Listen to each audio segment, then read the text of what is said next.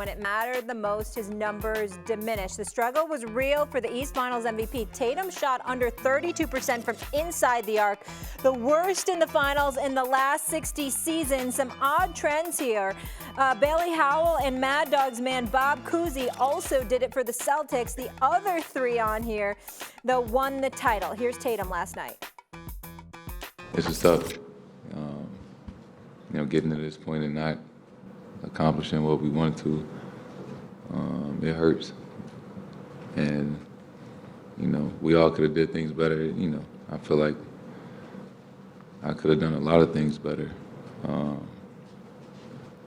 but like we said, we competed, we tried all season, all playoffs. Okay, Perk, I'm starting with you. And before we get to the debate question, I just have to ask you this. Does that sound right there bother you when he says, we competed, we tried? Like, did that post-game answer from him irk you at all?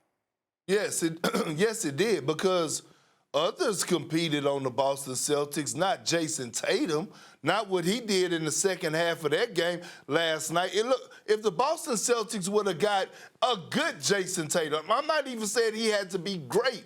I believe that they would have won that game last night. So, yes, it did bother me, because I don't believe that Jayson Tatum actually left it all out on the floor. It's one thing, and that's Molly, where I want to go. Go ahead. It's one thing to miss shots. Yep. It's another thing to see you not competing at the highest level and not leaving it out on the floor. And I didn't see that out of Jayson Tatum. Yeah, and that's why I wanted you to respond to the sound, because I don't know, it just felt like it was just so downtrodden. We wouldn't have had that kind of answer from a guy like Steph Curry, who showed up when it did matter most. So with that being said, and I'm coming back to you, Perk, how much blame does he deserve for the Celtics losing last night and losing the series? Oh, he deserves a lot of it. He deserves a lot of it for the simple fact that, here's my thing when it comes down to Jayson Tatum. You were first team All-NBA. You were an NBA All-Star.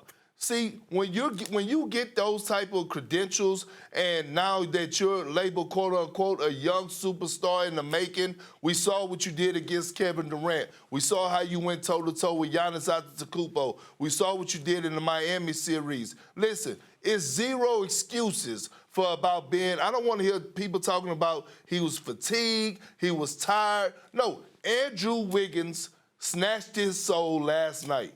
And if they would have got any type of Jayson Tatum that we saw throughout the postseason prior to the finals, coming up to the finals, then the Celtics would have had a great shot of winning this. It was not one single game, Molly, that he was the best player on the floor. Not in the series. It was not one single game. Hell, to be honest, in the finals, he wasn't even the best player on the team. Jaylen Brown was. So, yes, Jayson Tatum deserves a lot of blame for this. And let me point something else out to you real quick.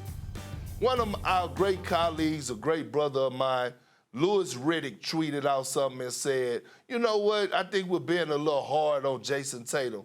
I think we need to cut him some slack. I think, we're painting this, that, and other. And I went at Louis Riddick, and I'm here to tell them right now, listen, when you get to a certain level and you start being compared as one of the top 10 or one of the top 15 great best players in the NBA, you got to take the good with the bad. And the fact of the matter is that just like we praise Jayson Tatum, we have to criticize him.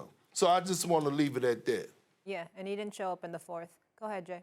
So, Big Perk and Stephen A., when I was 20 years old, I got a chance to go out to Santa Barbara and spend a lot of time with Michael Jordan during his flight camp.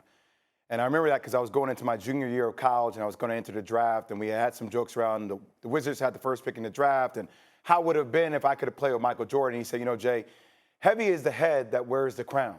Now, I'm not saying Jayson Tatum's head is the one with the crown on it, but he's trying to get the crown. And what happens throughout that process is when you start feeling that weight, and Perk, I'm with you. I live my life by this mantra. No excuses. Stephen A. and I have had really tough, difficult conversations where it's like, I don't want to hear any excuses. Fight through it. Show up. It's about showing up on the biggest stage and being present.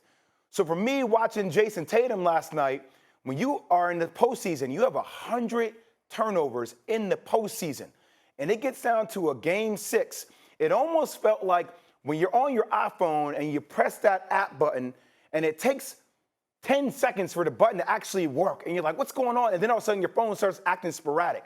That's how he was reading defenses last night. And Perk, I'm going to give you a lot of credit. You came on our show this morning and you said something that was so fascinating to me because I am not part of this camp.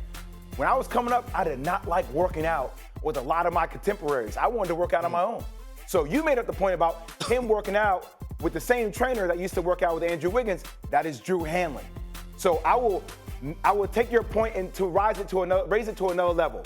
When you work out with the same trainer and Andrew Wiggins has insight to your go-to moves and understands what your moves are because they have been practiced, they have been taught, and the same methodology is being practiced on a day-to-day basis in the offseason.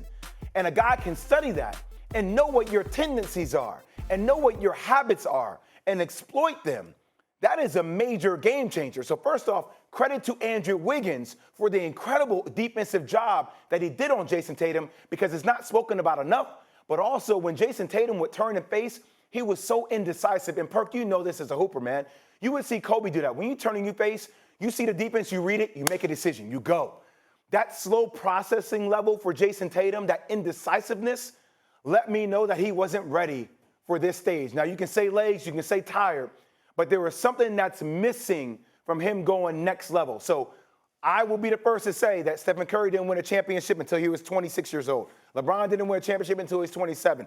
KD didn't win a championship until he was 28. There is still time for Jayson Tatum, but man, if there was a humbling experience for him to learn and to build from, it was sure as hell this NBA Finals.